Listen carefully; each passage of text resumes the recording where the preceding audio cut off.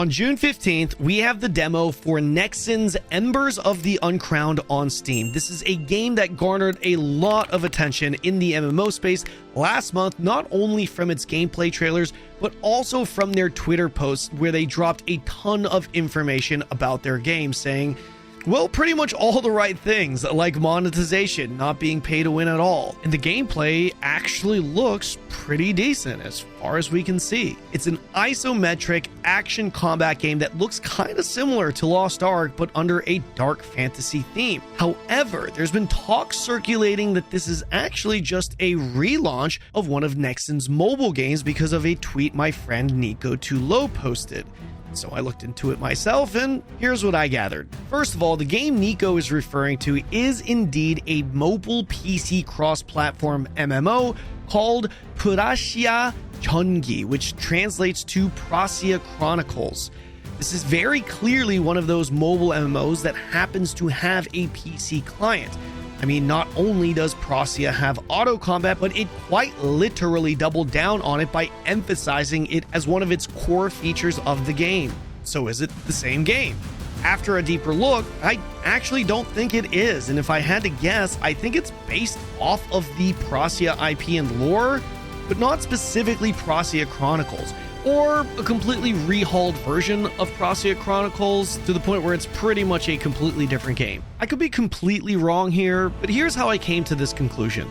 First of all, the lore does sound kind of consistent, but the story focus seems a bit different. Prasia's lore revolves around elves invading humans with this long timeline that goes to and through the war, whereas Embers is specifically about being the illegitimate child of a fallen house called Harborwell that was brought down during an elven invasion, and you're trying to reclaim the continent by driving back the elves. While there is a location called the Golden Harbor in Prasia, there wasn't any mention of a House Harborwell that I could find, only mentions of a House Londo who was responsible for this massive flood. But yeah, the lore seems consistent in a larger general sense, but not specifically.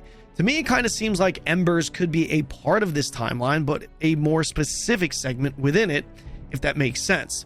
Game-wise, some of the core concepts are also very different.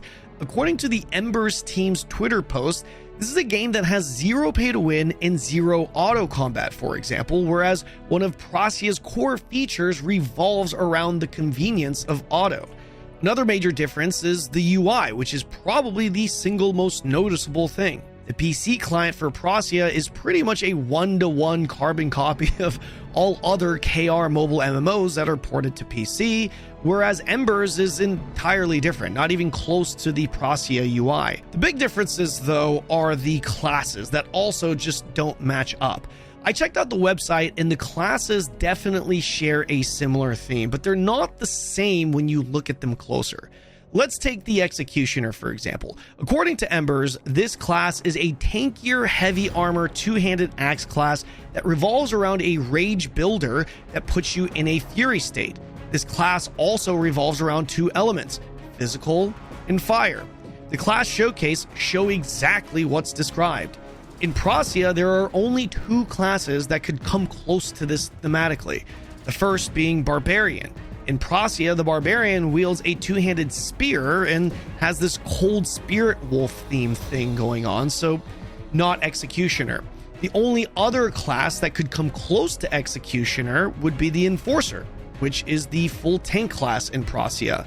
This class has three stances, the first being one that revolves around a large shield for your typical shield tank skills, the second stance revolving around two-handed weapons for disruption, and the third stance revolving around a banner for buffs. So yeah, not really the same as the Executioner we're seeing, and this goes on with the other classes as well. The Mage class, Stormbringer, revolves around wind and lightning in Embers of the Uncrowned. There are no Mage classes in Prasia that revolve around wind and lightning. So yeah, kind of a similar vibe, but not the same at all. There are other gameplay videos they've also dropped showcasing NPC interactions and game features such as housing. I've never seen any of those interactions, by the way, in Prasia. In fact, Prasia doesn't even have a housing system. Even the character select screen is seemingly different. The left you see there is what looks to be the character select screen in Embers, and on the right is Prasia's current character select screen. Now, obviously, this isn't like hard proof that both games are different because of different character select screens, but this is just, again, another thing that just doesn't match up with what we're seeing if we are to assume that Prasia is indeed Embers. The article that Nico linked, the article does say in Korean that a Nexon official was the one that said that this is the global version of Prasia Chronicles. So I don't fault Nico at all for thinking this is Prasia Chronicles. I mean, it still could be. Shoutouts to Nico for even finding this. But seriously, if there's anything I've learned from reading Korean articles, you take them with a grain of salt, because I've encountered tons of misinformation from these websites, including Game Mecha.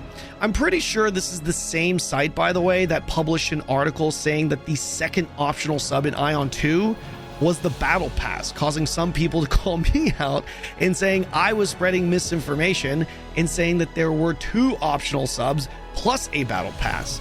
In case you didn't know, by the way, I was obviously right, not because I'm some genius detective, but because the devs literally announced it in plain Korean on their live stream.